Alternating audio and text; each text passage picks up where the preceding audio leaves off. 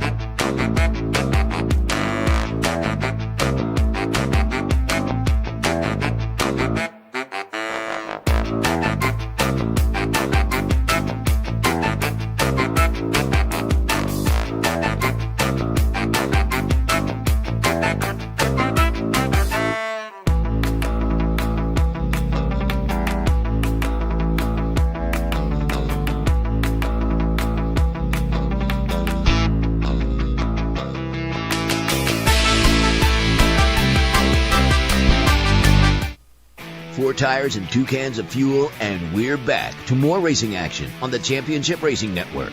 We are back. You might note things are a little bit different here when it comes to like how the camera's going if you're watching on CRN Live on YouTube. We're trying new things because I'm got a whole lot of light around me and it's kind of creating weird things when it comes to the camera, so we're working on it. It's just because you are weird. Thank you. I appreciate that. So the camera recognizes that. I guess. One of those deals. Welcome into the show. I'm Steve West. That's Matt Nicholson. Producer John Myers, you heard, but not seen on camera. Man, busy weekend last weekend, so let's just jump right into it here. I would like to make a quick announcement real quick. Oh, would you? Okay, fine. Yes, I would. I'm not going to be accepting any offers from the Big 12 nor the Pac-12 or the Big 10. I don't know why you would accept an offer from a conference that's practically dead. Yeah, just want to make that be known. Tell you what, we'll get back to that coming up here in a little bit. Let's begin this recap last weekend with the first race of the London E-Prix doubleheader because it got underway just after we got done on the air last weekend. Nick Cassidy claimed the pole. He did all he could do to try to keep things interesting for race number 2 because really he was the only guy who had a chance to keep Jake Dennis from claiming the championship. Well, Jake Dennis wasn't about to let his rival steal all the thunder. Dennis started the race 24 points up on Cassidy. Cassidy couldn't maintain the lead. He had to give it up on lap number 11 to Mitch Evans, who had worked his way up from starting 6th. Cassidy's hopes of extending the title chase, though, into the second race of the doubleheader weekend and the season finale went bye-bye when he and his teammate Sebastian Buemi got into each other and Cassidy's wing broke off, lodging up under his own front wheels. His team attempted repairs, but it wasn't enough. He ended up not finishing the race. He was credited with 18th place. Back out front, Mitch Evans was able to hold off the field, even through a crash that brought out a red flag that it stopped everything for half an hour or so. Ended up tightening up the field. Evans claims the win. Jake Dennis finishes second and officially clinched the driver title in the process. Followed by Buemi, Sam Bird, Eduardo Mortara, easy for me to say, Lucas DeGrassi, Dan Ticktum, Norman Nato, Pascal Wehrlein, and Jake Hughes in the top 10. Now, since there's a second race, we won't run down the points yet. But, hey, I already told you, we have a champ crowned. Then it was time for the Xfinity Series to get rolling up in Cheese Country and Road America. It's actually quite dramatic. It took 2 overtime restarts to get things resolved.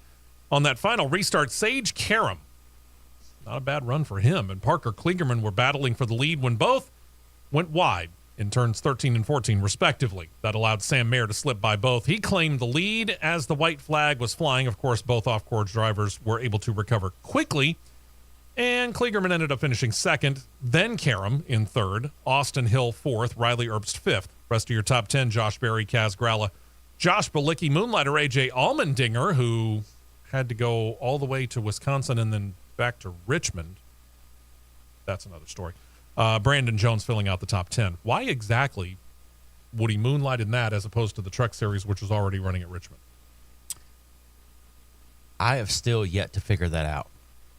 I mean, if you want to moonlight, you go with the one that's right there so that you can practice and qualify and do all that regular stuff. Yeah. He's working on his frequent flyer miles. Oh, is that what it is? Yes. Gotcha. If you can get frequent flyer miles flying on Air Colleague, I'll take some. Congratulations. 8 of the 12 playoff spots are now spoken for in the Xfinity Series. In seed order, they are Austin Hill and John Hunter Nemechek, who both have 4 wins. You got 2-time winner Cole Custer, who, by the way, had his rear spoiler confiscated after practice and qualifying yesterday. Wonder what's going to happen there. Justin Allgaier, Sam Mayer, Chandler, and Sammy Smith and Jeb Burton are each in with 1 win each. Then you got Josh Berry, who continues to lead the crew that's in on points, trailed by Daniel Hemrick and Riley Erbst, who gets off the hot seat with his top 10 finish and puts Sheldon Creed squarely on it. Creed is now in 12th out of the 12 playoffs positions. 22 points up on Parker Kligerman for 12th. How comfortable would you be if you were Sheldon Creed at this point in time? Not very. Okay. Then we go to Richmond for the Craftsman Truck Series race, their regular season finale. Last chance to claim one of the 10 playoff positions. Carson Hocevar, who's long been locked in, eliminated anybody else coming in and getting in by a win. He claims yet another win. But it was the race within a race that we were actually kind of watching. Matt Crafton versus Stuart Friesen. Friesen wasn't helping himself when he qualified only 23rd, 15 places behind Crafton. And Crafton, he was never a threat to win. He did finish 7th, though, and that was more than a match for Friesen, who never got things right, and neither could the crew. He ended up finishing 27th, 3 laps down as the checkers were shown to the field. Championship in the truck's going to be settled by these 10 in seed order. They are Corey Heim. This is not based on most wins necessarily. Obviously, wins are a factor, but you got the bonus points from all your stage points throughout the course of the year, too. So Corey Heim is actually your 1 seed. Zane Smith is your 2 seed. Carson Hocevar is the 3 seed, followed by Christian Eckes, Grant Enfinger, Ty Majeski, Ben Rhodes, Nick Sanchez, who seems a lock for the series Rookie of the Year, Matt DiBenedetto, and then Crafton. They'll battle it out. Got a favorite? Or do you want to wait on that?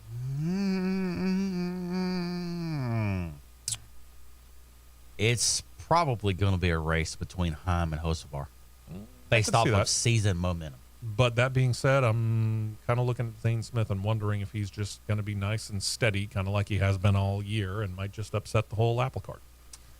True. Sunday morning, final race before the summer break for Formula One, running with the threat of rain in Belgium. Main drama was, well, Max Verstappen, if that could be considered drama.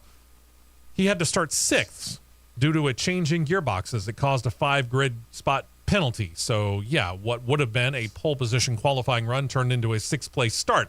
So the question became, was it going to hurt him in his quest to get yet another win? Short answer is no. It didn't really at all. Charles Leclerc of Ferrari led the field at the start, but Verstappen worked his way up, got the lead with little to no drama, actually. His teammate took second shortly after Verstappen got by. So here's the thing. Verstappen still wins and is still dominating. Notice I said that his teammate jumped up and claimed second, right? Verstappen still won the race by 22 seconds. Each. Perez was second, Leclerc third, Lewis Hamilton, Fernando Alonso fill out the top 5. Rest of your top 10, George Russell, Lando Norris, Esteban Ocon, Lance Stroll, and an AlphaTauri sighting in the top 10. Nuh-uh. Yeah, Yuki Tsunoda jumps up and gets 10th place. Okay, then. Yeah, Okay. not the guy that you actually kind of thought was going to be the first guy to score points, Daniel Ricciardo. All right. We're going to do the points just because it's what we do, but it's almost meaningless at this point in time. Because Verstappen leads Sergio Perez in the points by a ridiculous margin of 314 to 189. Oof. Yeah. So basically, 3-time defending champion in waiting. 149 for Fernando Alonso, so a 40-point difference between second and third. There is a battle for third going on. 149 for Fernando Alonso. Lewis Hamilton's up to 148.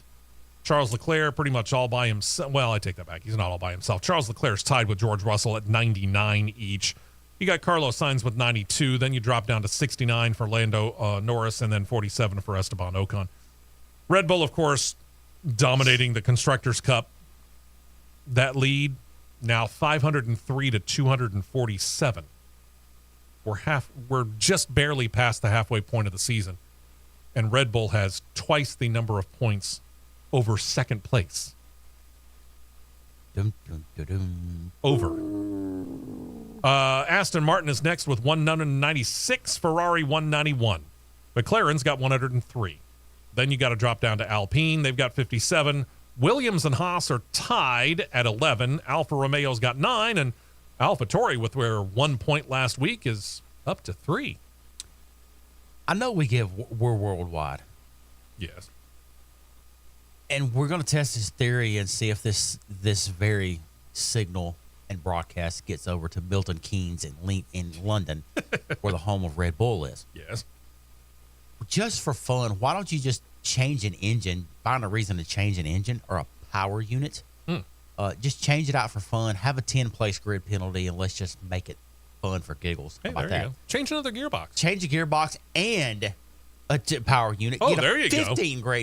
15-place penalty. That's right. Let's just make it really fun. Sure. Have them about start that? 16th and see how many laps it takes them to get up to first. Christian Horner, if you hear this and you do that and Verstappen still wins, I expect to have a seat on the Red Bull strategy box in Austin, Texas in October. After Formula One got done, Formula E got their second race of the weekend and their final race of the year in. Nick Cassidy did on Sunday what he couldn't do on Saturday. Got the win after a weather delay caused a short delay at the start of the event. I don't know why they don't run slicks in Formula E. They're all treaded tires. But I'm just here making the report. Cassidy had the pole again. This time didn't let it go. Got the win. Got the fastest lap of the race. Okay, then. He was trailed by Mitch Evans. Champion Jake Dennis finishes third. Then you got Norman Nato, Stoffel Van Dorn, Sebastian Buemi, Nico Muller, Dan Ticktum, and Pascal Wehrlein in that top 10. So Jake Dennis finishes the year as the champ, 229 points to Nick Cassidy's 199. Thanks for trying, Nick. Maybe next year. Mitch Evans comes in at 197, 149 for Pascal Wehrlein, and Jean-Eric Verne with 107. By the way, if you're looking for silly season in racing, wait until the end of the show when we get to Formula E. Lots of changes coming. Envision Racing's surge in the second half of this year gives them the team title. They win it 304 points to 292 over Jaguar in second place. Avalanche Andretti has to like what they see. They're up to third with 252. Tag Heuer Porsche, after starting the year like a house on fire, cooled off massively, finishing fourth, 242 points for them. DS Penske in fifth, 163. Maserati's debut season ends with 140. Not bad. Not probably what they really expected, but something to build on. Nissan's at 95, 88 for McLaren. Neo F333, which has really been the doormat of Formula E for many years, no longer the doormat. Well, at least not this year. They got 42. 41 for Mahindra, and the doormat team is the ABT Cooper team. They ended the year last amongst the 11 with only 21 points racked up on the year.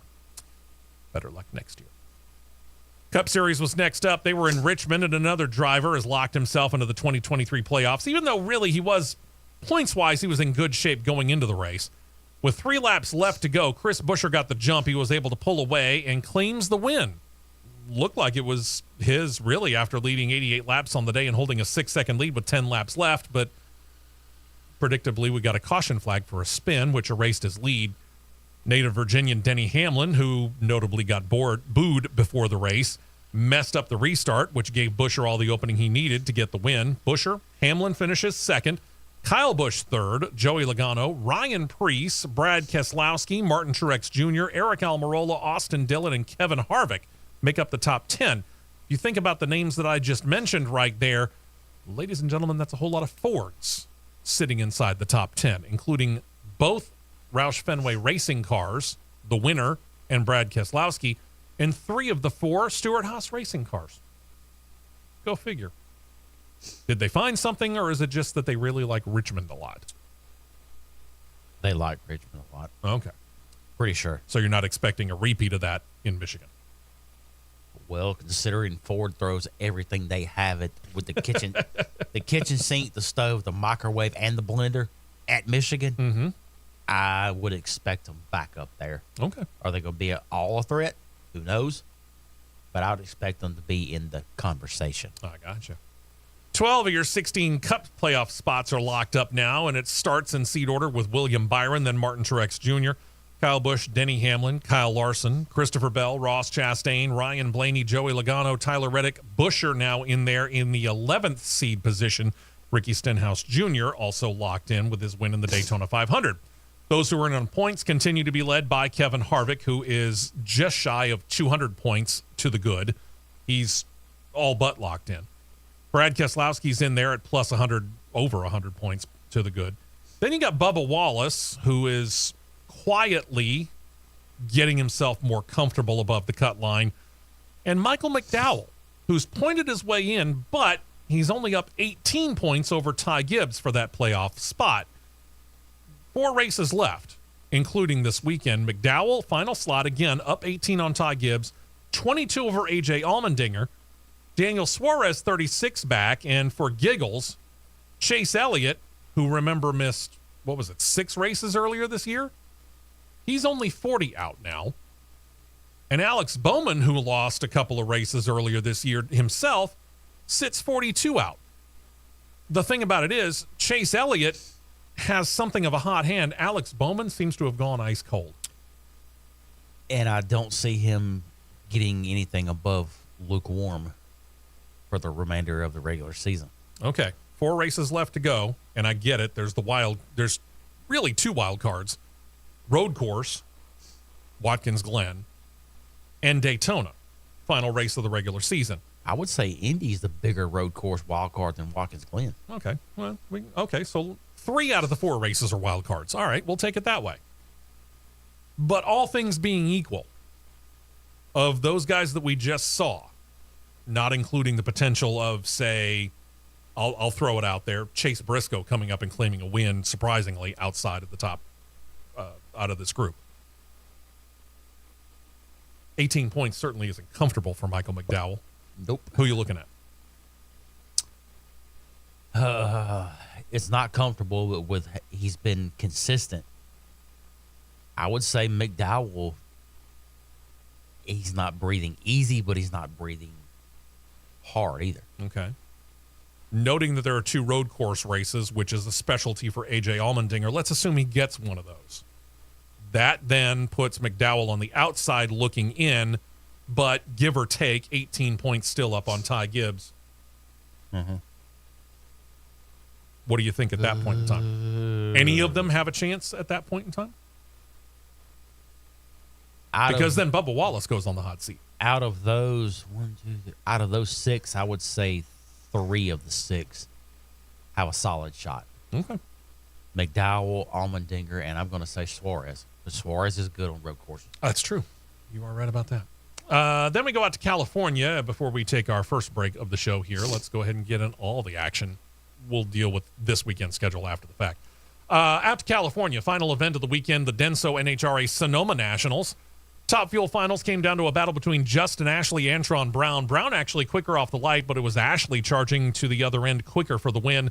3.778 elapsed time, 328.78 miles per hour. That's his 5th win of 2022.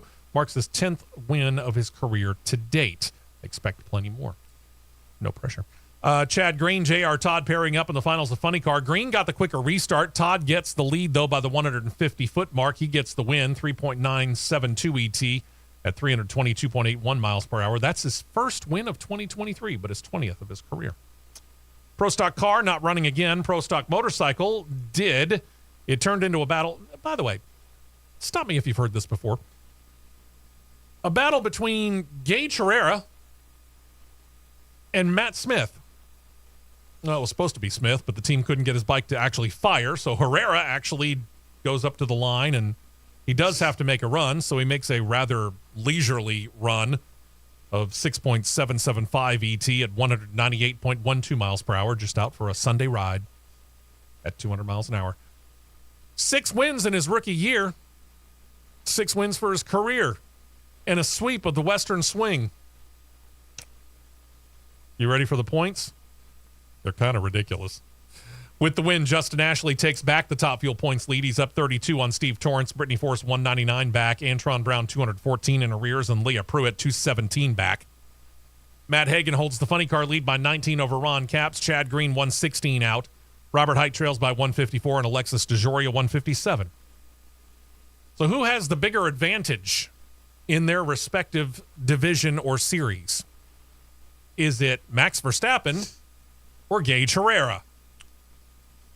Gage Herrera's lead over second place Hector Arana now sits at a rather ridiculous 359 points. Okay. Boy. Third place, Eddie Krawick's 361 back. Fourth place, Matt Smith is 375 out. And between first and fifth place, Angie Smith, 418 points. Is that all? That's it. Yeesh. Final race of the week happened on Thursday evening. The Superstar Racing Experience took to Berlin Raceway in Michigan, the home track and owned by Motor Racing Network lead announcer Jeff Striegel. This is race 4 of their 6-race season. After the 2 heat races, the lineup got set. When all was said and done, Kyle Busch made it 2 for 2 in his 2-race SRX career so far. Got the win over Brad Keselowski, who is still, as they said, the only Keselowski not to claim a win at Berlin. Sorry, Brad. Ryan Newman placing 2nd and 3rd, respectively. The rest of your finishing lineup, Marco Andretti, Haley Deegan, Ken Schrader, Tony Stewart, Elio Castroneves, Bobby Labonte, Kevin Harvick, Casey Kane, Johnny Benson Jr. We'll get back to that. After 4 races, Ryan Newman is your leader in the clubhouse with 146 points. Second place, Brad Keselowski has 113. Marco Andretti has 112. Tony Stewart's got 95. Ken Schrader, 93. and a tie between Bobby Labonte and Haley Deegan with 92. We only give you the full-time drivers because they're the only ones that actually count in the standings this year. They have changed that up. All the other drivers, they may have claimed wins, but if you're not full-time, we don't talk about your points. Nope. See ya. Let's take a break. When we come back, we'll talk a little NASCAR Hall of Fame. Don't worry, we got your racing schedule for the week as well. It's nowhere near as extensive as last weekend. That's good because that recap took a while.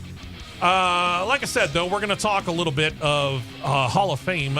We found out who the next class in the NASCAR Hall of Fame is going to be. NASCAR's talking about an incentive program for drivers.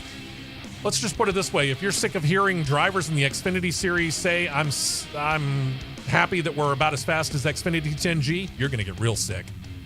Stay right here for more on the Championship Racing Network.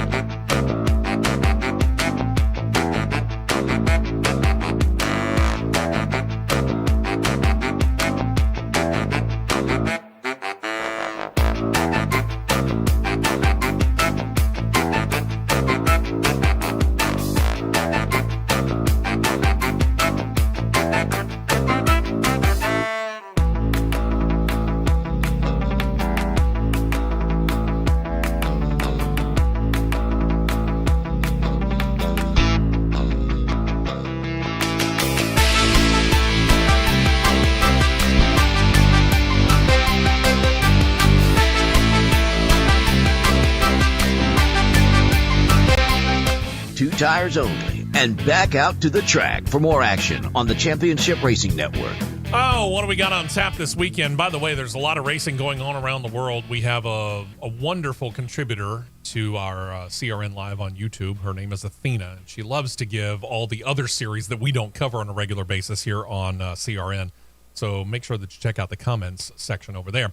But of the series that we cover this weekend, we got the Xfinity Series in action today as we air live, running the Cabo Wabo 250. I like saying that. And no, it's not Cabo Wabo. You took the words out of my mouth. Exactly. That's specifically for somebody that we have to deal with every single Talladega race weekend. Cabo Wabo. That's going to happen at Michigan International Raceway. Airs on NBC and MRN Radio beginning 3:30 p.m. Eastern, 2:30 p.m. Central Time. IndyCar kicks off Sunday racing with the Big Machine Music City Grand Prix. NBC and IRN Radio beginning noon Eastern, 11 a.m. Central Time. I do find it interesting that IndyCar and NASCAR couldn't make this work to where NBC could do this back-to-back. But instead of racing a doubleheader on NBC, beginning on USA and MRN Radio, 2:30 p.m. Eastern, 1:30 p.m. Central Time, Cup Series, Michigan International Speedway, Firekeepers Casino 400. Craftsman Truck Series, NHRA, Formula One, all are off. Formula E season is done. But there is the SRX Series set to run race 5 of 6 this season. They're going to go from Michigan down to Ohio and Tony Stewart's own track, Eldora Speedway. The race will be on ESPN's Thursday Night Thunder. Again, 9 a.m. Eastern, 8 a.m. Central Time, as all of their races will be. The NBC network, at the time that the Cup Series will be on, decided to air MotoGP from Silverstone. Okay. Yeah. So, yeah. By the way, just a quick note. Sure. I mentioned the fact that Jeff Striegel owns Berlin, where SRX was running last Thursday night. Do you notice, I don't know whether you saw the picture or not on social media that Striegel put up of his MRN buddies that appeared? I did see it. Did you notice there was somebody missing? Just saying. Just saying. Yeah, just a little. Just noting. If he bought it, that's new. I thought he was a GM. Whatever. I call it his. I'm just saying, hey, if he bought it, that's new on me. Yeah. I knew he was the GM of it. I call it his raceway. I don't know who owns it. I just know that Striegel's heavily involved in it. He's picked that son of a gun up a lot. Bet he has. And so it's a good facility. And I had not seen the facility beforehand. I didn't realize, really, there's not much of a straightaway at that track. No. I mean, it's amazingly D-shaped, and just a short little chute on the front stretch is really it as far as straight. Otherwise, you're pretty much always turning left. So, cool track. Oh, the in-car commentary. Joey Logano, this Kyle Busch. Yeah. One thing I'm glad of, I'm glad Alan Bestwick did not go Rick Allen. Sorry about the language used there, folks. He just laughed it off. It's cable, dude. Yeah, You know, I mean, I'm sorry. You're dealing with racers who are in the middle of battle, for lack of a better term. You got to expect them to probably let loose a little bit. It's just the way it is. yeah. Let's talk a little news here, and seems as though the newest members of the NASCAR Hall of Fame ought to become this weekend's top story, so it is. Thing is, the trio going in, actually kind of predictable. The driver-crew chief combination that won 7 titles, 5 of them in a row, Jimmy Johnson and Chad Knaus, they're in. They're joined by the one selection from the Pioneer ballot, which is Alabama gang member Donnie Allison. The fourth person going in is Landmark Award winner Janet Guthrie. You can see a picture of Allison, Johnson, and Knaus on CRN Live on YouTube, courtesy of Getty Images. Overall, I don't think, certainly Matt and I are not surprised. When we saw the initial ballot, we looked at it and said, here's the likelihood. Mm-hmm. You and I both agreed it was probably going to be Johnson, Knaus. We weren't 100% certain on it, but I kind of felt like Donnie Allison was the leader in the clubhouse, and not surprised at all that it's Janet Guthrie. How would I have voted? I didn't have a vote. How would I have voted? I already said this. I probably would have. I know that Johnson and Knaus have every single check mark that they need to get in. I probably would have gone Harry Gant. I know I would have put in Donnie Allison. That was definite on the Pioneer ballot. But on the Modern Era ballot, I wasn't going either Johnson or Knaus. I was going to go Harry Gant. I wasn't going to go Knaus yet. Yeah. He's got the credentials and checks I the boxes for the Hall of Fame career, because he's only second in number of titles behind Dale Inman, and Dale Inman got in with flying colors. Yeah. All right. But my biggest question of the entire process, 57 total voters. Yeah. 53 of them put Johnson in. Yeah. What check mark did he not check to cause you to not warrant putting him as a unanimous? Here's the thing, though, and this is something that has always bothered me, I'll admit, about, for example, other halls of fame, most notably baseball, Major League Baseball Hall of Fame. The Baseball Writers of America have always said that there are just people who will not vote for anybody because they put that bar so high that you would almost need to be the perfect baseball player to get in. So no baseball player has ever gotten 100% of the vote. And you think about some of the players that we can talk about. Babe Ruth didn't get 100%. Babe Ruth. Nolan Ryan didn't get 100%. It's the all-time leader in strikeouts. The all-time leader in wins. Cy Young, the man who they named the pitching award after, didn't get 100% of the vote. Ted Williams, the last player to hit 400, didn't get 100% of the vote. To put it in NASCAR terms, NASCAR Hall of Fame terms, if you go back through, the King and Dale Earnhardt, who nobody in the racing world, I don't care whether it's NASCAR or what, would say didn't deserve to be in the Hall of Fame, neither one got 100%. Somebody somewhere has this idea that nobody should be unanimous. And I'm not sure I understand the reasoning behind it. I don't understand it in baseball, and I don't understand it in this. Because I agree with you. And here's the other side of it. These two, Chad Knaus and Jimmy Johnson, were so connected at the hip.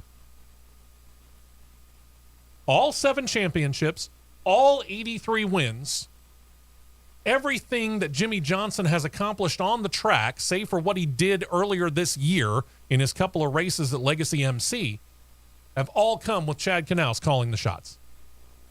Mm-hmm. Why didn't he get the same percentage?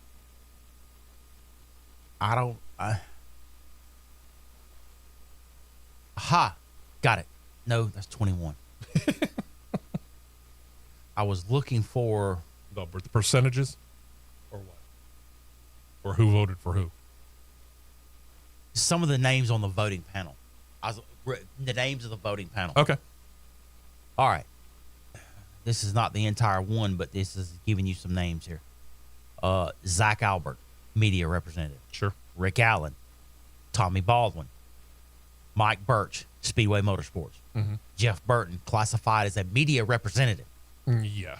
Clay Campbell, Jim Campbell, Richard Childress, Okay. Ken Clapp, Ed Clark, Kelly Crandall, Brent Dewar, industry representative. Last I checked, Brent Dewar is not even in the sport anymore. So basically he's grandfathered in. Edsel Ford, Jim France, Jenna Fryer, Jill Gregory, Mike Harris, Alex Hayden, Mike Helton, Mike Hembry, Rick Hendrick, Ron Hornaday, Dale Inman, Dale Jarrett, Ned Jarrett, Yeah, you're starting to get into the Hall of Famers. Tom Jensen, Mike Joy, Winston Kelly, Ben Kennedy. Why does my question, why does a NASCAR executive have a vote? Yeah, I see your point. Jim France, why does he have a vote? Yeah, it's not like Commissioner of Baseball has a vote for the Baseball Hall of Fame. Does Roger Goodell have a vote? Nope. No, thank God. Sorry, I got an opinion about Roger Goodell. I saw the list the other day of the current ones. I know I saw it because it was 2 pages that I saw a list of. Real quick, while he's looking that up, after the announcement was made, the voting tallies were released. Modern era ballot trailing Johnson and Knaus in order were My Choice, Harry Gant, Then Ricky Rudd, Carl Edwards making up the top 5. On the Pioneer ballot, they only released the top 2. Allison was your winner. Banjo Matthews was second. And there's certainly an argument for Banjo Matthews. Really, there's an argument for everybody that was on the Pioneer ballot. Banjo Matthews is a great argument, though. And I think at some point in time, sooner rather than later, he's going to get in. It may actually be next year, depending on who takes Allison's place on the Pioneer ballot as a nominee. We'll have to wait and see. So I don't know. We'll find out. And again, when you look at the Landmark Award, which is you're mentioned in the Hall of Fame, but it's not like you're technically a Hall of Fame member. So Janet Guthrie is not going to come in and have a vote for the Hall of Fame beginning next year, which will be the case for Johnson Knaus and for Donnie Allison. But it is still an honor to win the Landmark Award. And therefore, you do get mentioned in the Hall of Fame. And Janet Guthrie, I saw somebody saying, why in the world would she get in? What's her resume?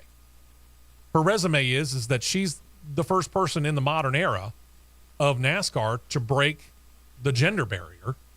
She was the first woman of the modern era to come in and qualify on speed to get into a Cup Series race, which was no less than the Coca-Cola 600. You know, and she ran, I don't know, what was it, 20 to 30 races, something like that? Something like that, yeah. You know, Landmark is about breaking barriers in a lot of ways. It's about setting a different standard to me. I mean, by all means, define Landmark however you'd like to. But for me, it's about breaking barriers and kind of setting new marks. Janet Guthrie did that in spades. I have no problem with her being on that, in there on that. No, I don't either. Okay. What'd you find out? Still digging. Still digging. Okay, jackpot. Okay. Go for it. Here we go. Class of 2024 voters. I've read the first page. Okay. Page 2, Lisa Kennedy. Another NASCAR executive. Joey Logano. Soon-to-be Hall of Famer. Jamie Little. Media, I get that. Louis Mattioli. Pocono, yeah. Ryan McGee. Mm-hmm. Scott Miller. Okay. Dave Moody. All right. Eric Nyquist. Executive. Mm-hmm. Steve O'Donnell. Executive. Mm-hmm. Buddy Parrott. Al Pierce. Media rep. Okay. Roger Penske. Yeah. Richard Petty. Steve Phelps. Dale Panillas from Bowman Gray Stadium. That's an interesting choice. I don't have a problem there. Bob Pockris. Yeah. Kathy Rice from South Boston. Doug Rice. Ricky Rudd. Nate Ryan. Marcus Smith. Marty Smith. Don't have a problem there. As Dave Moody says it, Kenley Dean Squire. Here's one of the culprits. I think it probably was the one of 4. Okay. Jim Utter. Yeah. Rusty Wallace. Darrell Waltrip. Humpy Wheeler. Steve's long-lost buddy, Chip Weil. I'll leave that alone. Yeah, let's leave that alone. Let's all leave that alone. Me too. David Wilson. Waddell Wilson. Darrell Wolf. Eddie Wood. Who out of that roster of people would be 4 people that has their bar so high that you don't put an 83 race winning, 7-time, 5-time in a row champion? I don't care what your personal opinion is of Jimmy Johnson. And you don't For example, producer John, no fan of Jimmy Johnson. Nope. Don't like him. But the resume speaks for itself. Deserves to be in. And you don't even put Richard Petty or Dale Earnhardt in as on the same criteria. They all but got the same criteria with 350 plus wins between the 3 of them. They can't get in unanimously. Yeah. Whoever those 4 people are, and I said this on social media, on Twitter or X or whatever you want to call it now. That's another And story. it got a lot of traction. They need to have their media hard card revoked. And give it to somebody who actually cares. Like this group right here. We're gunning for it. I'll tell you that right now. We're gunning for it. Let's take a break here. When we come back, if you're sick about drivers talking about the cars being as fast as Xfinity 10G, strap in because you're about to get real sick of something if NASCAR gets their way, and I bet they do. We will be right back with more on the Championship Racing Network.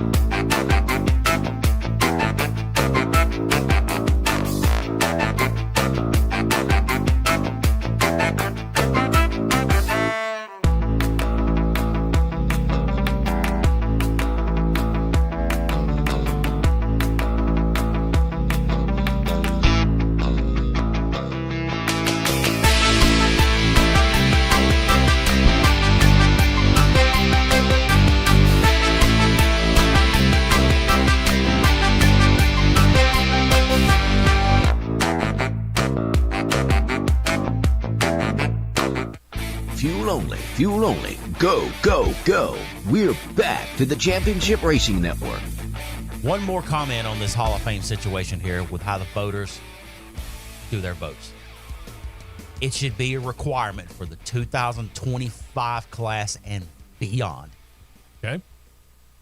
Do it just like the college football coaches are required to do on their final vote for the top 25.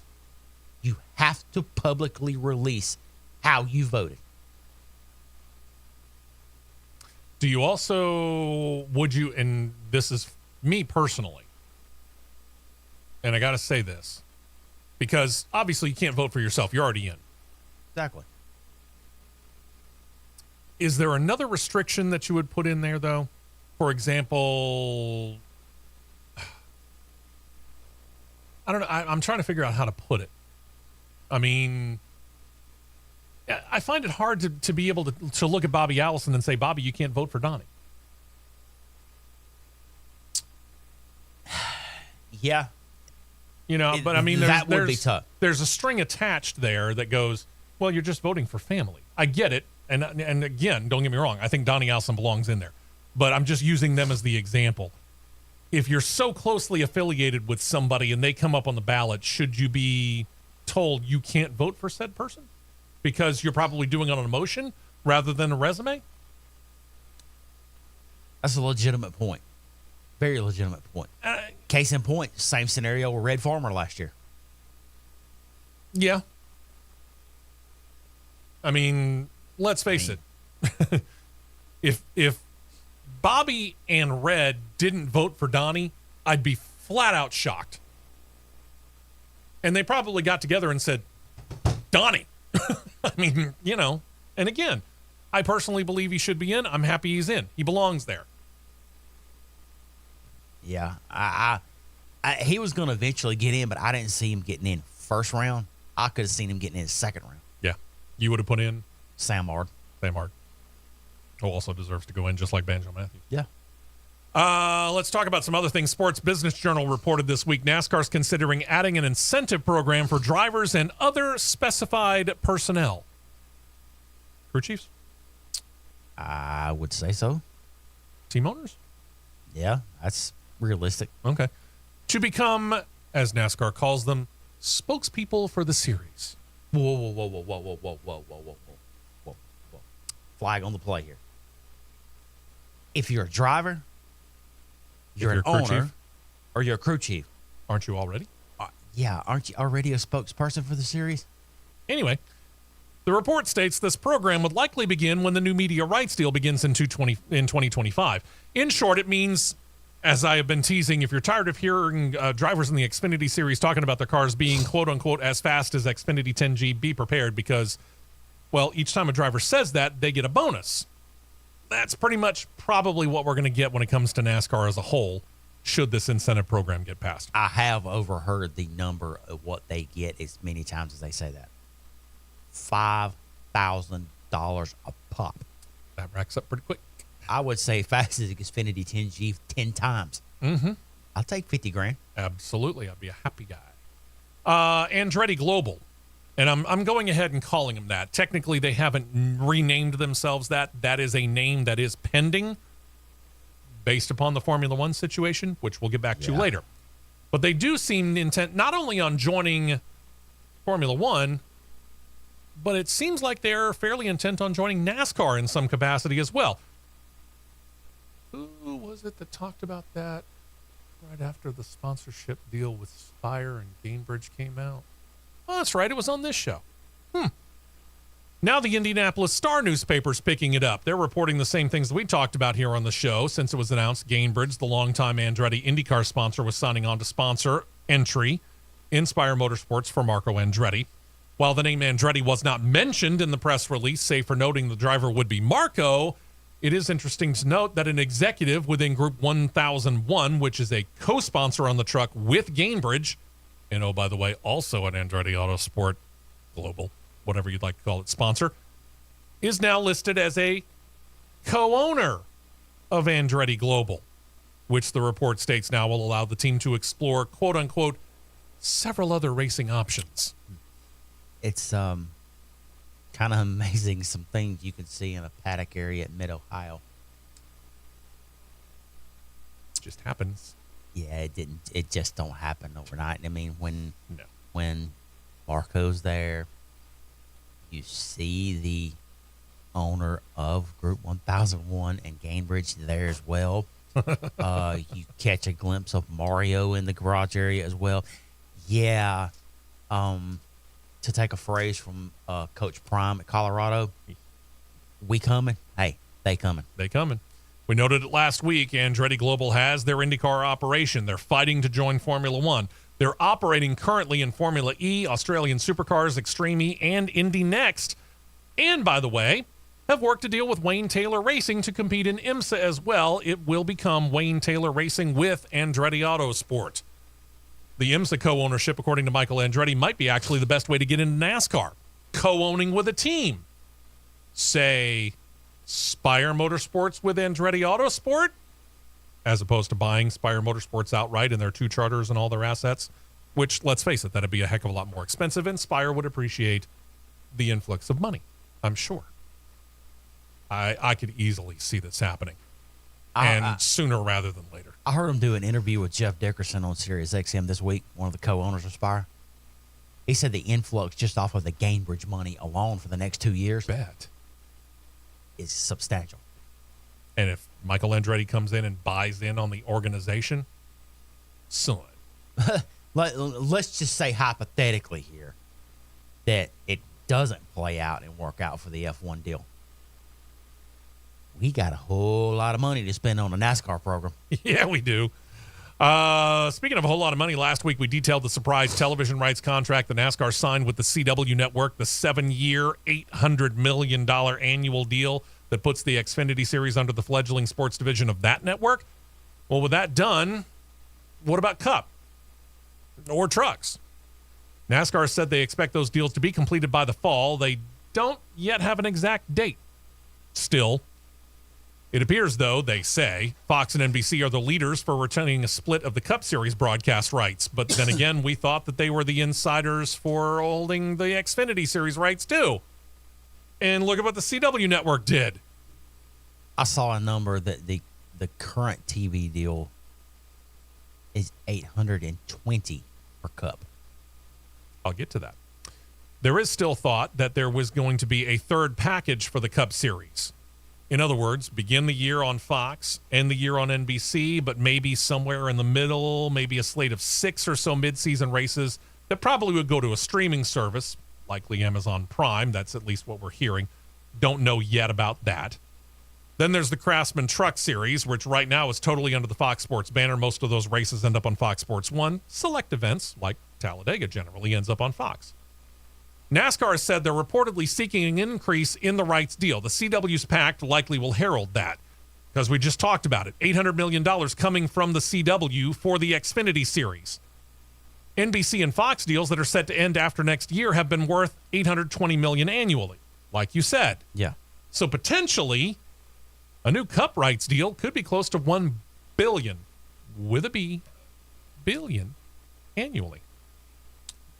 There's no reason that it won't or shouldn't, because if the Xfinity deal is $800 million from CW and Cup currently is $820, yeah, I could see Fox, NBC, or whoever, ABC, ESPN, CBS, throw $1 billion out there. Throw it out there, man. Or more. Yeah, I could see it.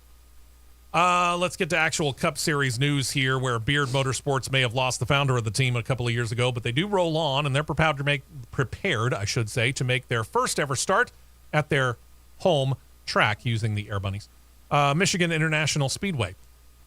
They're going to put Austin Hill in the number 62 Camaro, sponsorship coming from Bennett Transportation and Logistics, along with Beard Oil, which is the other family business.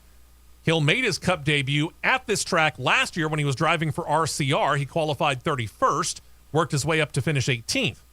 As for the Beard family, this is their home track because they continue to call Mount Pleasant, Michigan home. Beard Oil, with Mark Beard Jr. overseeing that company. Linda Beard technically oversees the race team, with Mark's sister and Linda's daughter, Amy, as the day-to-day manager of the team, all effectively based, for the most part, out of Michigan, even though they tend to only do Daytona and Talladega, and now this year Atlanta.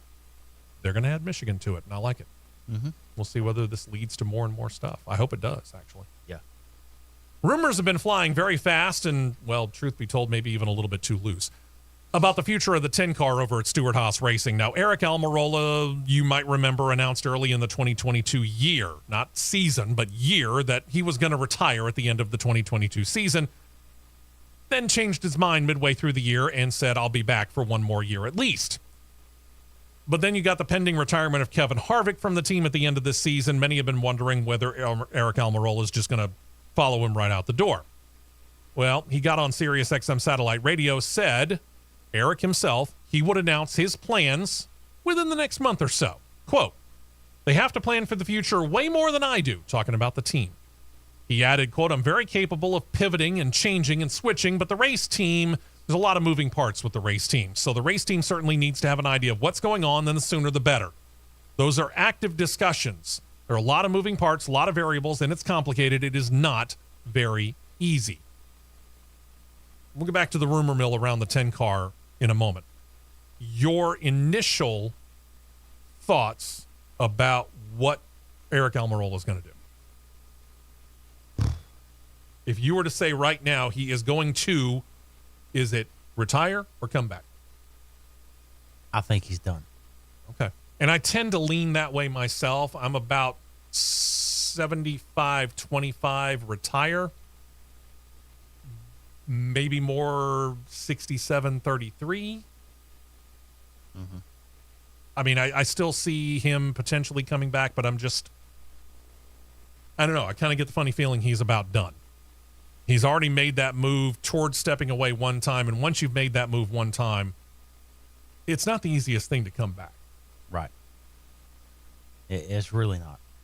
Should Eric Almirola decide he is stepping away from the 10 car, the rumor mill continues to spin around it. We talked about this last week. Front Row Motorsports driver Michael McDowell seems to be, the insiders, rumors anyway, have him as the favorite to move over to Stewart-Haas and take over the 10. And then hotshot youngster Zane Smith would then move up to take over the 34 car, which would give him a chance to prove himself in Cup as opposed to having a white hot spotlight of going into the 10 car. Because I think no disrespect to Front Row Motorsports, but we have higher expectations for Stewart-Haas Racing than we do at Front Row, don't we? Yes. Very, very, very much so. And how long is Michael McDowell set for the Cup Series? Truth be told. How many more years do you think he's around? I could see him being around another 5 to 6. Which is plenty of time for Zane Smith to prove himself. And then there's still Cole Custer in the wings. There's still Riley Herbst in the wings. I get it, within Stewart-Haas Racing themselves. But if Zane Smith is the hot shot that they say that he is, right, who knows? As for a driver who is certain in his seat, may we present to you one Corey LaJoie. LaJoie's been a driver at Spire Motorsports since 2021. He has now signed an extension and will remain with Spire as the driver of the number 7 Chevrolet for the next several years, which kind of goes back to that whole Andretti Autosport thing. I mean, Corey LaJoie, when Jimmy Johnson was ready to retire and go to IndyCar, Corey LaJoie sought out and met with Rick Hendrick to talk about going to the 48 car.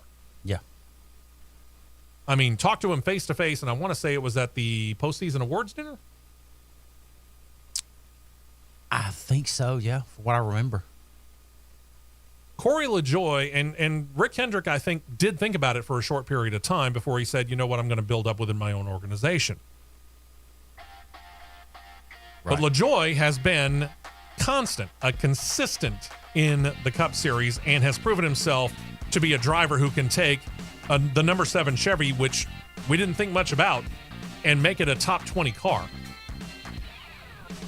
Yeah. This tells me that he's looking long-term and he's seeing something coming down the pike, Michael Andretti. That's a good thing, and he wants to stick around. We'll talk more about it when we come back. We will be right back with more on the Championship Racing Network.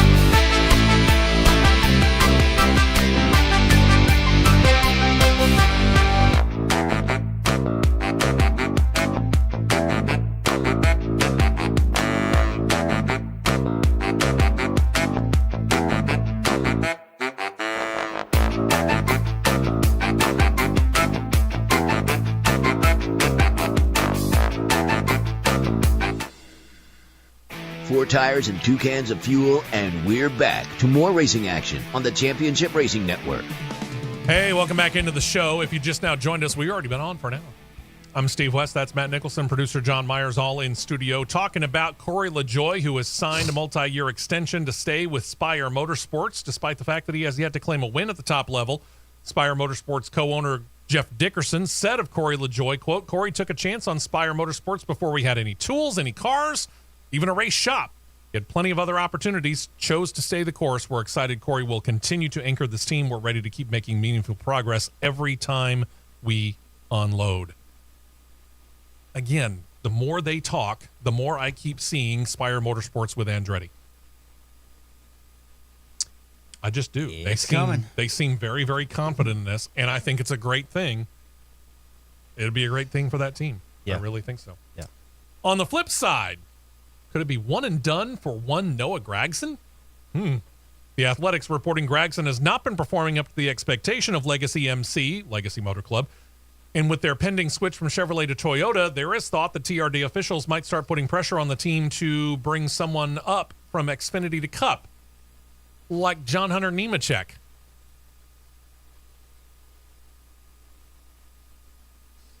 You seem nonplussed by that there, Matt. Toyota, stop influencing crap before you're even officially on the car.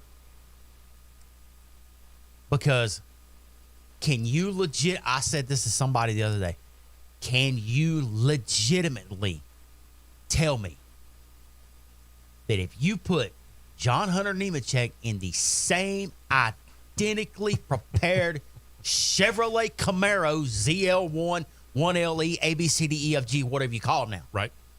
You put him in the identically prepared car, all you do is change the seat insert out. Can you tell me that he would do any better right now? This is not a driver problem. I don't think this is a car problem. I would agree with that. Because when they said we're going to Toyota, you cannot tell me that Jim Campbell and Chevrolet said, yep, you're getting the bare minimum the rest of the year, boys. Yeah.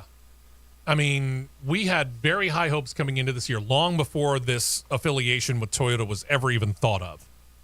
We had pretty high hopes for that 43 car of Eric Jones based upon what we saw last year. We saw significant improvement in that team and in that car last year. We didn't see anything out of the 42.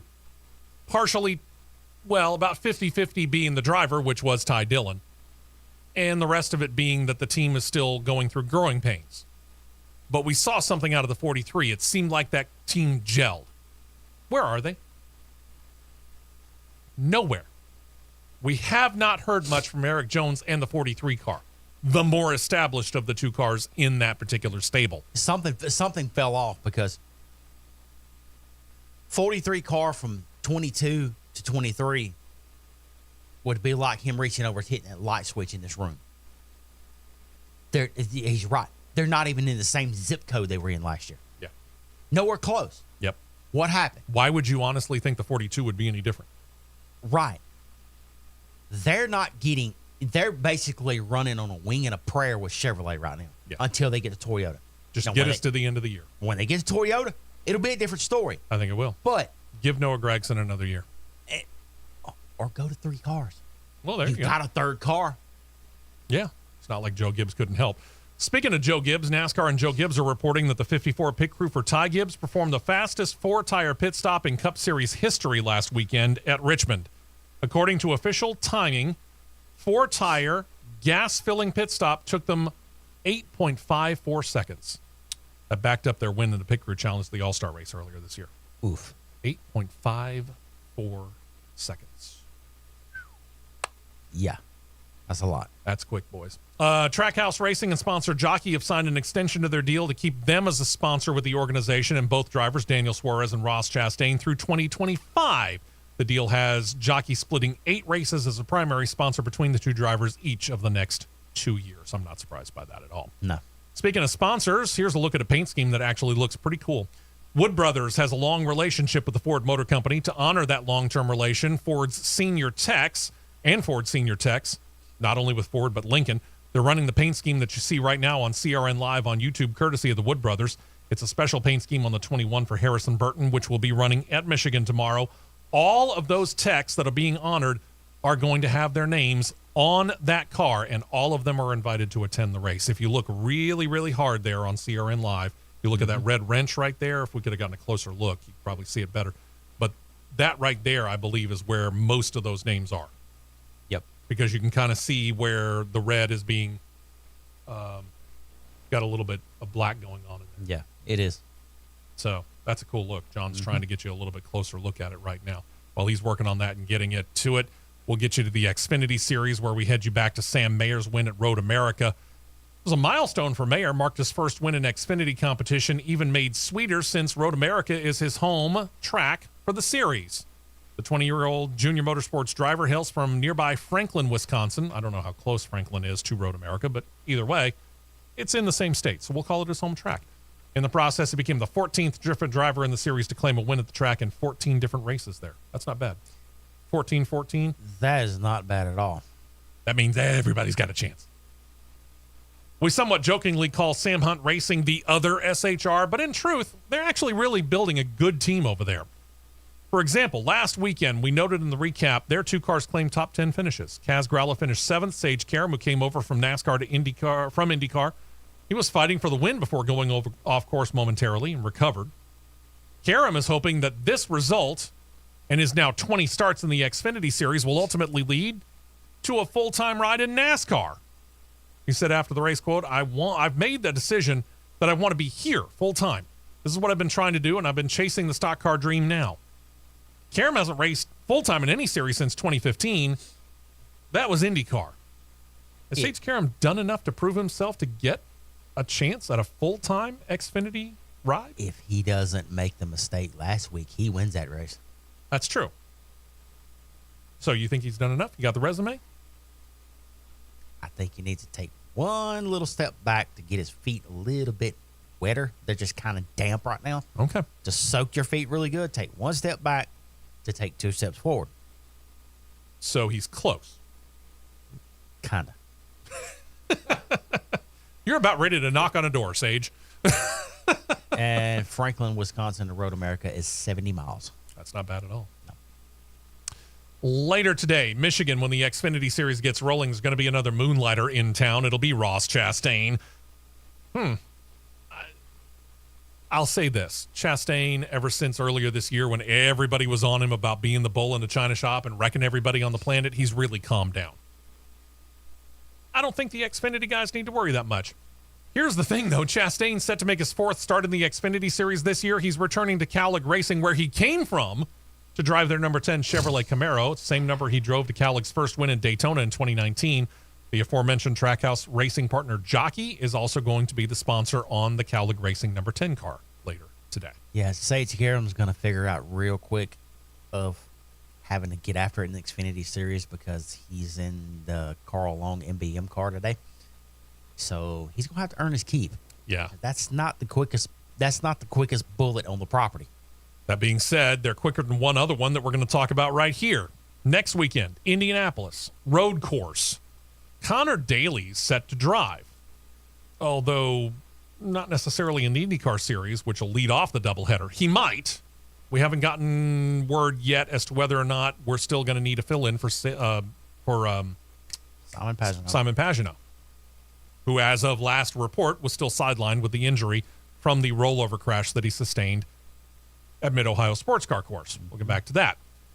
So Connor Daly might end up in the IndyCar race, but what we do know is this. He is going to drive the number 44 for Alpha Prime Racing in the Xfinity Series race. This will mark his first race start of 2023 in Xfinity.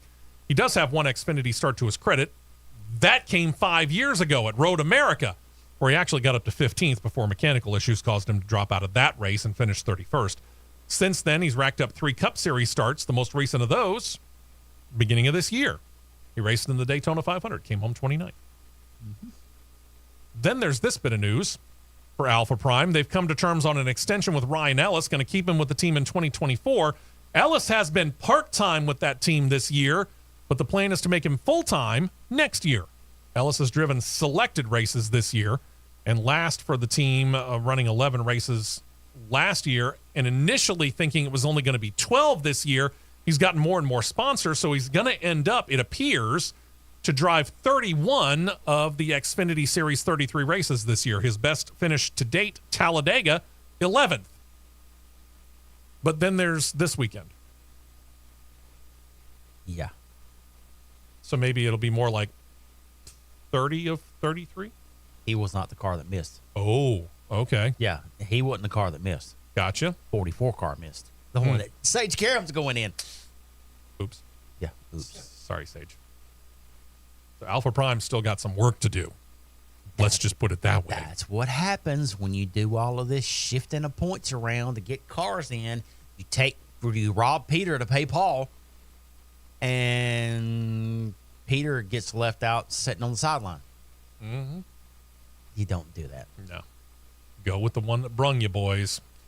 Craftsman Truck Series, we noted last week that he only needed 19 points in the Richmond race to claim it, and indeed, Corey Heim did claim the regular season championship. He is the regular season champion for Craftsman Truck Series in 2023. He actually accrued enough points to lock that title down at the end of the first stage.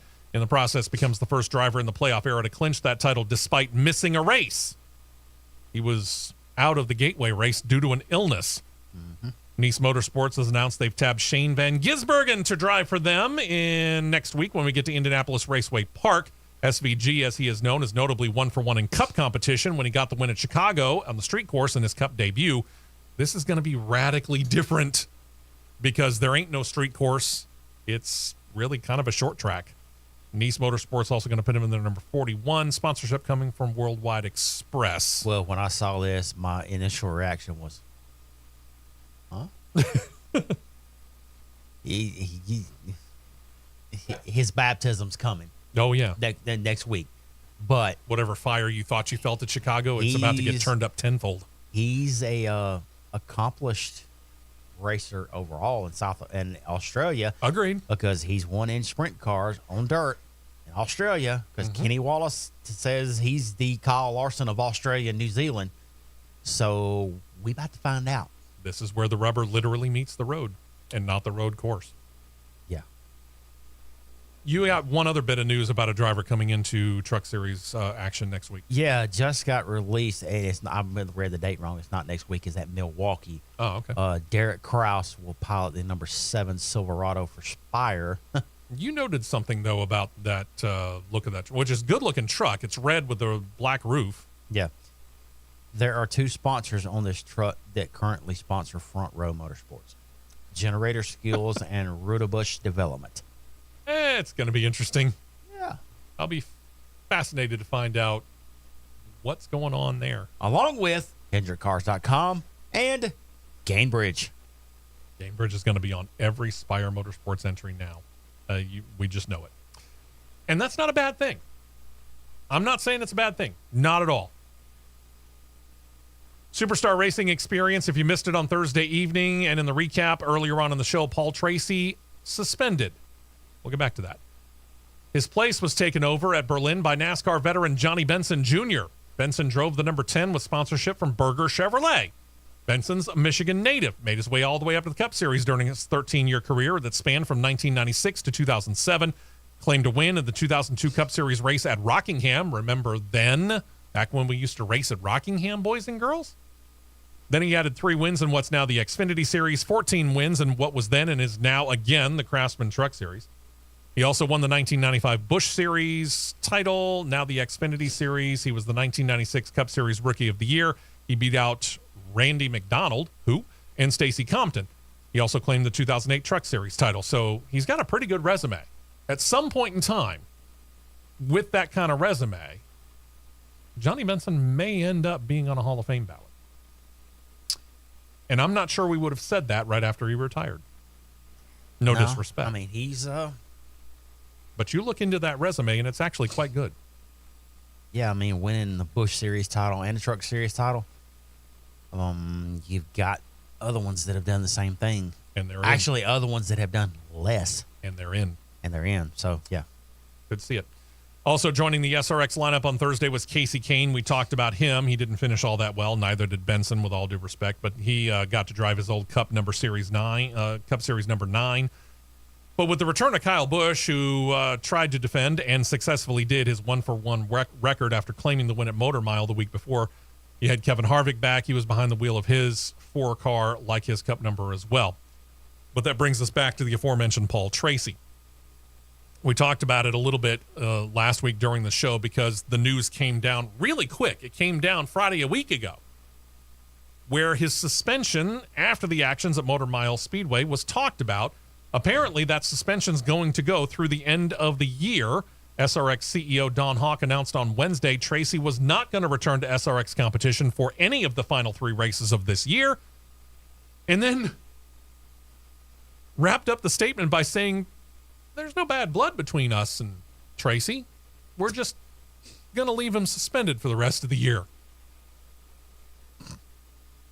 Okay. Yeah. Okay. Whatever. That's all I got to say. Publicly, there may not be any bad blood, but I bet you Tracy's steaming a bit under the collar. At least that would be my thought on it. Yeah. On to better news. The series does look to fill the seat vacated by the suspended Paul Tracy as they head to Eldora. And to do that, Tony Stewart welcomes to his track another of his Stewart-Haas racing drivers. The picture you're about to see on CRN Live on YouTube. Kevin Harvick, we've talked about it, already run a couple of races. Ryan Preece ran the second race in Connecticut. As you can see by the picture on CRN Live on YouTube, courtesy of SRX social media, Chase Briscoe becomes the third out of the 4 Stewart-Haas racing drivers to come in. He'll drive that highpoint.com sponsored racer with a number 57 on the roof. So there you go. That'll be this week at Eldora. Chase Briscoe at Eldora. Don't bet against him. Guess it depends on what the rest of the lineup is. Huh? Yeah. When we come back, we'll go to the straight line action. We'll talk about the National Hot Rod Association. It appears we may be down to the final race at yet another track. Okay. Details next. Don't touch that dial. The Championship Racing Network will be right back.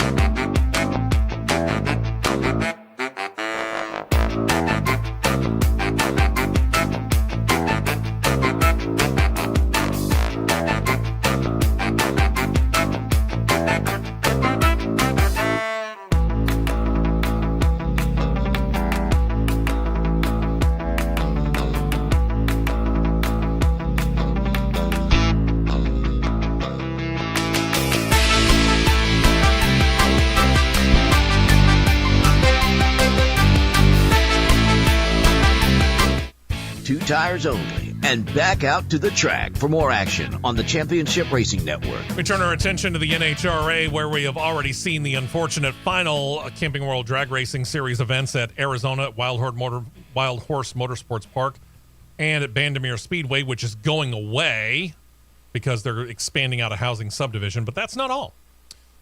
Ladies and gentlemen, we take you to Kansas, no, not for Dorothy or Toto even, but for the Heartland NHRA Nationals at Topeka's Heartland Motorsports Park. That's next weekend.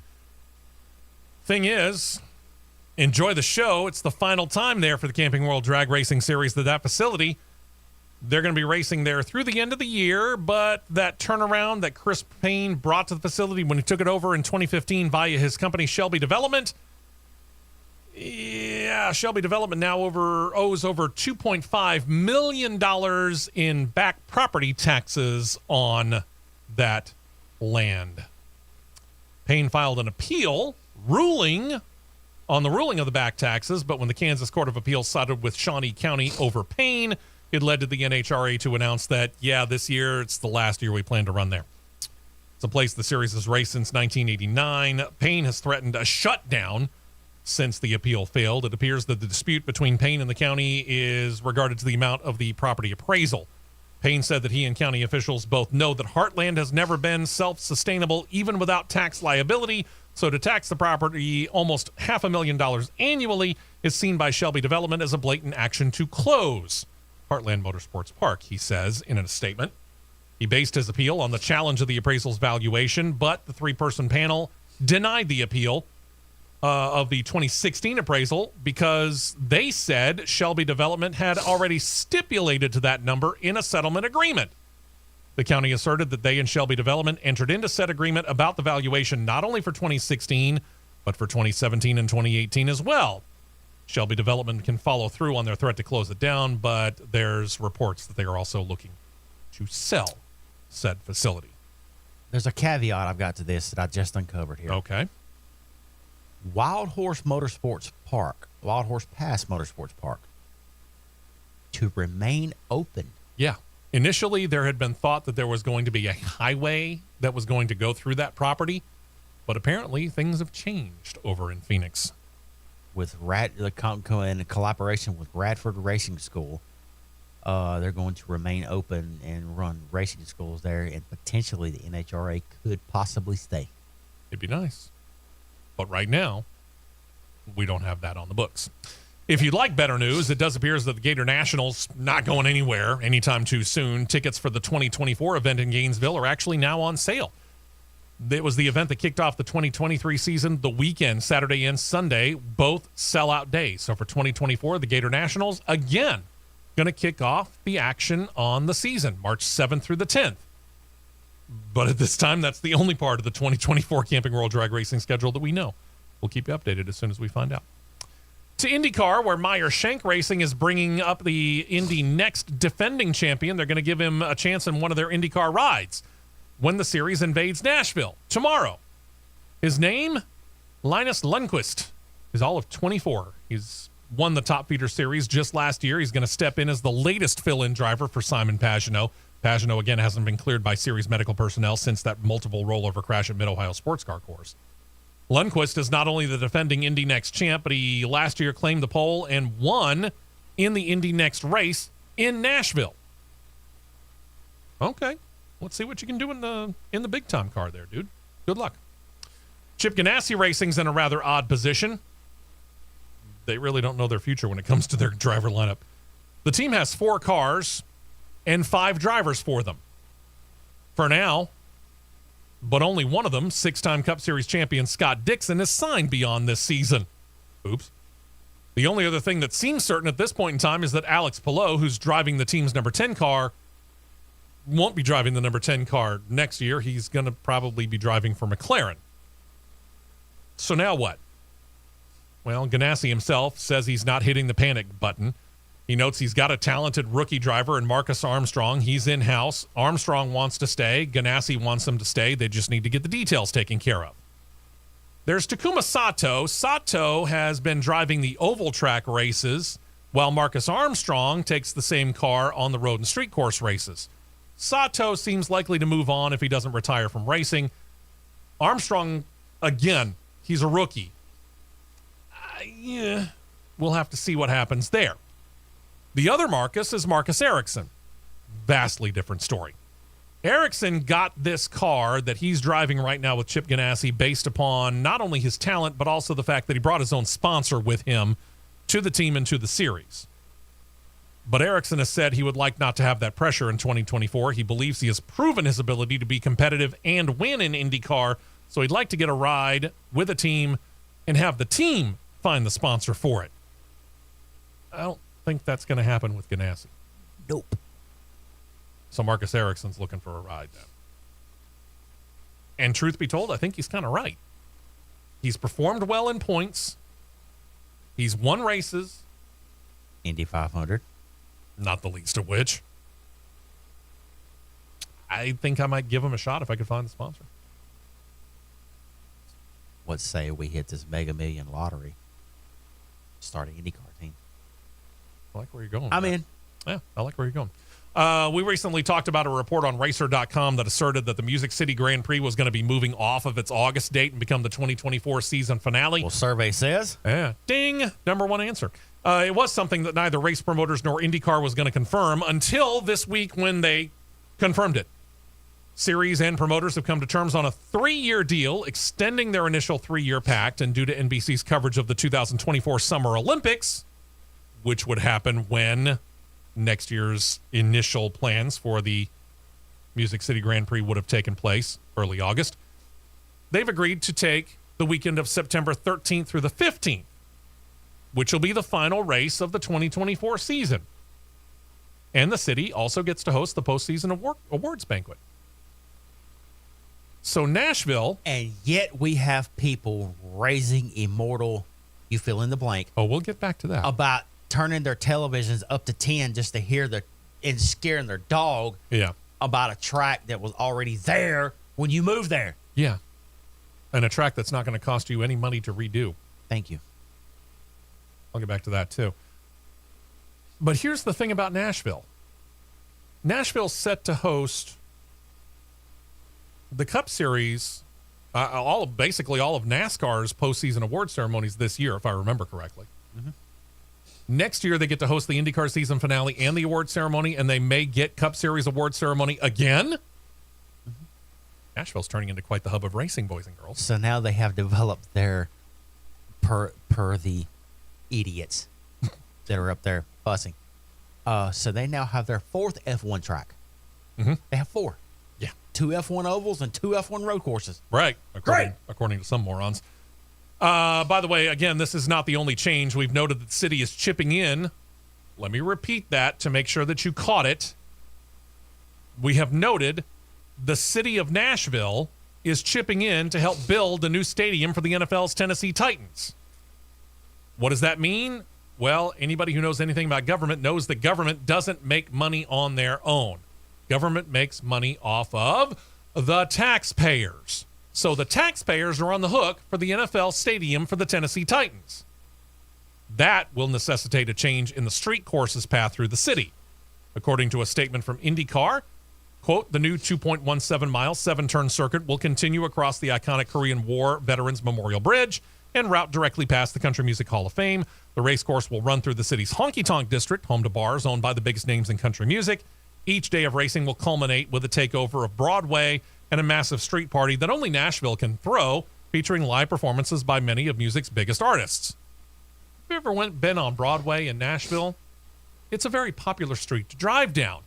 So they're going to close it down to run a race. But yet tell you what, we'll get back to Nashville Speedway in a moment, Fairground Speedway in a moment. Let's be a little more specific and show you a picture on CRN Live on YouTube, courtesy of IndyCar.com, to give you a better idea. The front straight heading into turn 1 would be a 4-block run that goes from Broadway to Korean Veterans Boulevard, which would then have them going over the Memorial Bridge just past 2nd Street South, where they would get onto the land that kind of touches on the area where the old Nissan Stadium and the new, we'll call it Nissan Stadium, is going to be built. Then you've got a choice. You can either hit the turn 3 hairpin and go back over the bridge, or you can dive into the pits, which I find that pit road right there to be a very interesting pit road. I thought Sonoma was interesting. That one's more intriguing to me. And the paddock area is not even tied to the pit lane. No, the paddock area is really technically not even on the track. Not even close. Anyway, so let's assume either way, you get back on the track, you come back over the Korean War Veterans Memorial Bridge, then you go take a right onto First Avenue. From there, it's 4 blocks back to Broadway, where the racers turn left, go 3 blocks back to 4th Avenue, and there you have a lap. You can see that particular course on CRN Live on YouTube, courtesy of IndyCar. Overall, I have to admit, I had a thought that for the very first Nashville Fairgrounds or Music City Grand Prix, that they would incorporate Broadway in some way, shape, or form. So this is a little bit more the idea of what I had for year one. Yeah. I did too. And thinking of thoughts, I saw somebody put a virtual lap up of the track. It turns back from where turn 7 down to turn 1 on 4th Avenue. It turns up 1 block quicker than Bridgestone Arena. If they could have incorporated where Bridgestone Arena is to the track, that would have made it that much better. Yeah, would have made it a little bit longer. Yeah, it would have made it a little bit longer and made it that much better. But, it would be crazy sitting on Broadway hearing Richard Sturban and the Oak Ridge Boys hit Giddy Up, Papa Mouth. I mean, that would have been crazy. But, hey. So the city and IndyCar have come to a 3-year extension on this deal. There's taxpayer money involved there. There's taxpayer money, and I'm talking multiple millions of dollars of taxpayer money going to build the new Tennessee Titans stadium, replacing a stadium that is what? Not in all that bad a shape. And what, 30 years old? Tops? Not even? Let's see here. But yet, SMI, Speedway Motorsports Incorporated, under the guise of officials at Bristol Motor Speedway, want to come in and on their own dime, not asking for taxpayer money at all, refurbish one of the oldest tracks in the United States of America, put up extra soundproofing, repave it, and bring top-level racing back to Nashville Fairgrounds Speedway. Oh, we can't have that because we think that it's going to be too much of a burden on the taxpayer. And we can't turn our TVs up to past 10. You people are morons.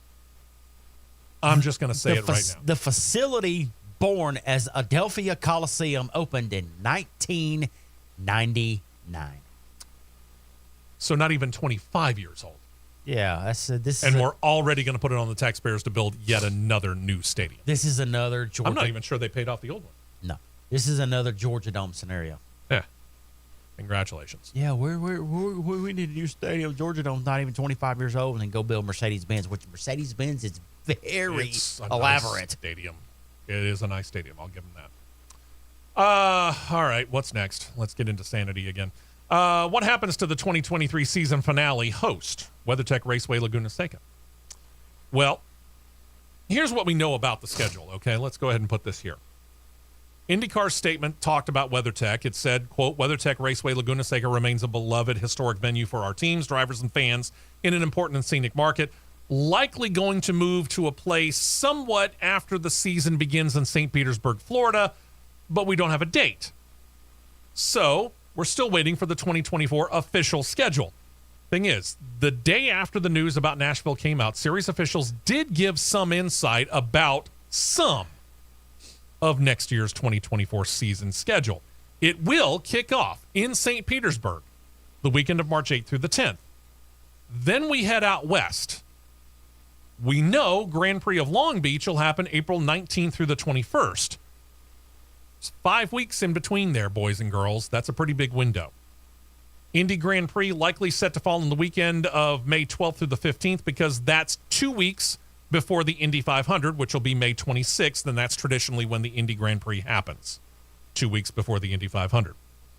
The next weekend, we know this, will be on the streets of Detroit, so that's May 31st through June 2nd. That, and then the season finale, is all that we know. What else we do know is we need to fit in Laguna Seca, Texas, and Barber Motorsports Park somewhere before we go to Indy for, quote-unquote, the month of May.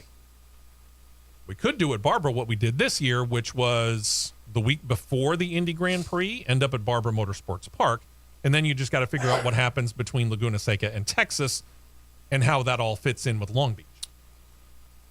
5-week stretch in between St. Petersburg and Long Beach. Hey, here's an idea. Why don't you hit Texas on the way to Long Beach, and then the week after Long Beach hit Laguna Seca, then and go then to you got Indy. a week off. No, because you wouldn't have a week off.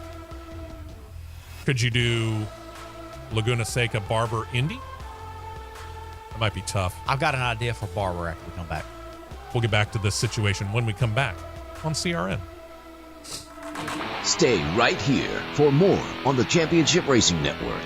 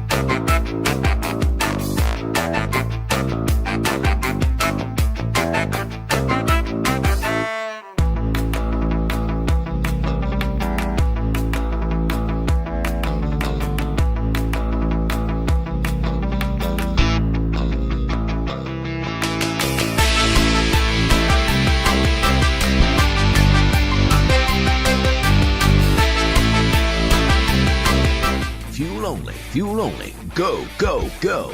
We're back to the Championship Racing Network.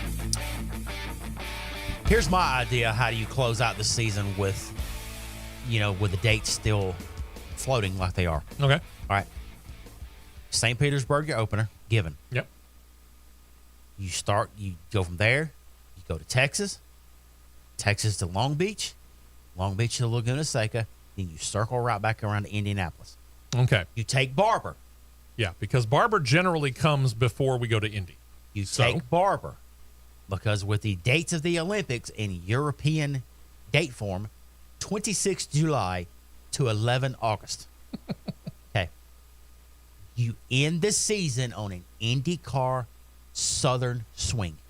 Okay. Run Barber before the season finale in Indianapolis. Nashville. The only other thing that they could do, and a lot of this obviously depends on what Barber has available to them. The only other thing that they could potentially do is, because they seem insistent upon wrapping up the season in mid-September, I could talk to some IndyCar officials about that, because we go to November and December when it comes to Formula One and NASCAR. There's a lot of room after September, which you could still race in. But if you're insistent upon keeping Barber at the beginning, you're going to have to pack in a whole lot of racing there at the beginning of the year. Again, we talked about it. St. Petersburg, March 8th through the 10th. St. Petersburg to Barber, Barber to Texas, Texas to Long Beach to Laguna Seca, Laguna Seca to Indy. But all of this is to get in that 2-week period, which will also affect NASCAR, which we're going to get to in a second, to give them the opening to where they can run the Olympics and not have to spend any resources on racing coverage at all. You're going to have to pack in the back end or the front end, some way, shape, or form. And the IndyCar drivers and the teams, they're going to have to suck it up and deal with it. That's really it. NASCAR is a different story. NASCAR starts in February, right after the National Football League's big game, the Super Bowl. And then they go all the way into November. 36 points races. This time frame that you're talking about, if we took this year's schedule and directly transplanted it to next year, which isn't going to happen, we know that, but let's just say, for the sake of argument, those weekends right there affect the equivalent this weekend of Richmond, this weekend at Michigan, and next weekend at Indianapolis. NASCAR doesn't have a whole lot of off weekends for the Cup Series as it is right now. This right here, we know that television wields a lot of power within NASCAR. We know it. We've seen it. It has reared its sometimes ugly head time and time again. This is going to tell us exactly how much power NBC wields over NASCAR, depending on what the schedule looks like next year. Yep. As to what else to expect in 2024, the full schedule should come out pretty soon. We'll give it to you when it does. We do know is this: the venerable 2.2-liter twin-turbo V6 engine will soldier on. It'll be the engine of choice. They thought about going to 2.4 liters. They couldn't make it work in time. They certainly couldn't do it and add the hybrid aspect of it that IndyCar wants. So they kept the 2.2-liter twin-turbo V6. They'll add the hybrid to give another 100 horsepower on demand. Could that potentially replace push to pass? We'll find out. Oh, no. The system is going to show up on a stable lineup of 27 full-time entries. Chevrolet this year providing engines to 12 cars, Honda the other 15. Both as proven by this year's Indy 500, though, they are capable of more, because we had 34 entries trying for 33 slots, and both Chevrolet and Honda split it evenly, 17 engines for each, trying to make that famed race. So we'll see what happens. There's still room for expansion. The question is, do we have the paddocks and the pit roads within IndyCar to be able to handle up to 33 cars? Not all the tracks do. Some do, not all. We'll find out. It'll be close. And in watching or in listening to IndyCar telecasts or radio broadcasts, I got a question for you, and this goes to Matt and producer John as well. Have you been bothered by background noise? If you have, call me, Alabama. Yeah, I haven't. I haven't really noticed any excess of background noise, but apparently IndyCar officials are hearing things that generally were not. So beginning effectively this weekend, IndyCar is set to work with a company called Iris Audio Technologies and their sub-brand Iris Clarity to eliminate whatever background noise from both television and radio broadcasts have been happening. I'll check it out, and I'll see if I notice a difference. Yep. All right. Court's in session. To the ladies and gentlemen of our jury, our listening audience, to producer John and my co-host Matt Nicholson, I present to you potentially the leader in the clubhouse for understatement of the year. And the person who uttered said understatement of the year contender phrase is my person who I bring up to the witness stand right now. It is Red Bull team principal Christian Horner. You may have noted during the recap that we said three-time champion in waiting Max Verstappen leads Formula One points by a 314 to 189 margin. Here's what Christian Horner said. Quote, I think Checo, talking about Sergio Perez, I think Checo knows that barring a disaster for Max, this championship is out of reach. Jury, understatement of the year leader or not?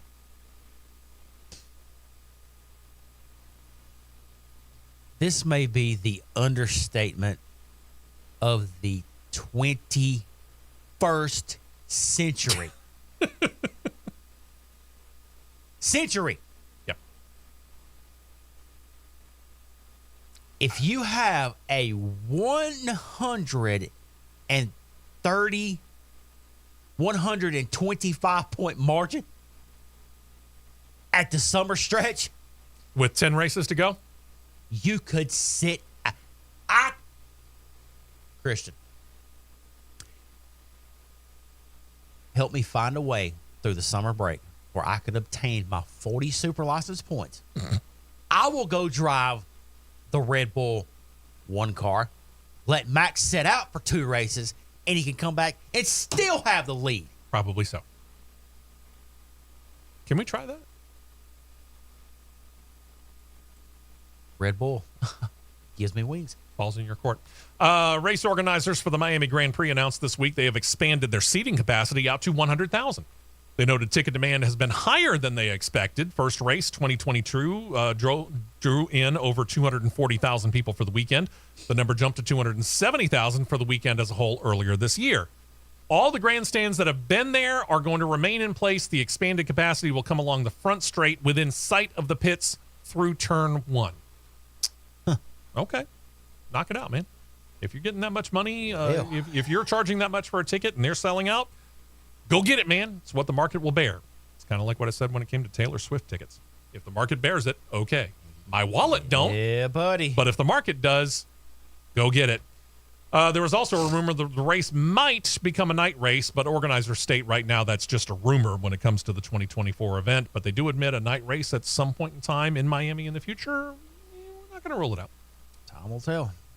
Now out at Alpine, Formula One veteran team boss Otmar Szafnauer has confirmed that his contract with Alpine does have a non-compete clause in it. It will keep him from being able to work with another F1 organization for 1 year from his release. So basically, he can't go to work for another operation until the August break of next year. However, he told European media, quote, not to get into contractual stuff, but I've got to stay away from other teams for a year, but not Formula One in general. As to what he might be thinking about or what job offer he might be mulling over, he didn't say. Front office, anybody? Just saying. Motorsport.com reports that Red Bull's in talks to secure a title sponsorship for AlphaTauri. Last month, the team reported they would likely put 2023 in the rearview mirror pretty quickly after the season ends and give the operation a new name. This new name might actually be linked to the German fashion brand Hugo Boss. The site reports Red Bull and Hugo Boss are actually in talks about a title sponsorship currently. The site additionally confirms that while Red Bull is seeking a name that more closely aligns with the company name of Red Bull, that name will not be a return to Toro Rosso, which had been their name from its debut until 2020.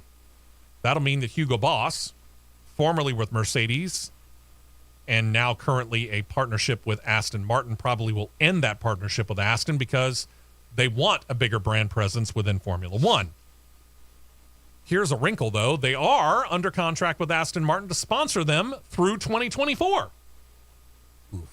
Should the deal with Red Bull come through, Motorsport.com states the rebranding of AlphaTauri would likely be to Boss, or potentially after a specific clothing line within Hugo Boss, maybe Boss Orange.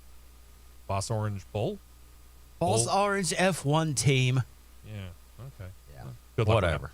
Speaking of rebranding, Haas F1 is rumored to be flirting with Alfa Romeo. Motorsport.com reports Alfa and Haas have been talking about a partnership would see the engines, which are technically built by Ferrari, be rebranded as Alfa Romeo power units, but at this point in time, the team would still officially be the MoneyGram Haas F1 team. The Alfa Romeo title sponsorship of Sauber obviously ends after this year. Sauber expected to be just Sauber until 2026, when Audi comes on board as the new power unit supplier and title partner. So MoneyGram, Haas F1, Alfa Romeo? Say that 5 times fast. No. ESPN, as we noted, joined with ESRX series this season, brought back Thursday Night Thunder. They have also aired Formula One here in the United States over the past few years, using coverage from Britain's Sky Sports to air the races live here in the United States. SRX is performing decently, but they're on fairly late at night on a school night or a work night. So that's somewhat hampered their viewership, which sits at around 350 to 400,000 per race. Formula One, on the other hand, last weekend they said that the Belgian Grand Prix featured the largest U.S. audience ever for that particular race. 1.17 million people watching, and a 22% increase over the same race just last year, despite the fact that most of the drama has been taken out of the season by Red Bull and driver Max Verstappen. They also noted that the Saturday sprint race, which aired on ESPN2, did pretty well. Brought in over 500,000 people. Okay. Through the first dozen races of 2023 across ABC, ESPN, and ESPN2, F1 races are bringing in an average of 1.24 million people per race. That's up from last year's season average as a whole, which was 1.21.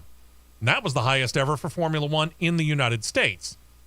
ESPN, ABC, and ESPN2 report that the only 2 races this year that have not had over 1 million people watching them, which is dropping down their average significantly, are Australia, mainly because it aired overnight here in the United States live, and Azerbaijan, which brought in 556,000. Welcome to the overnight hours.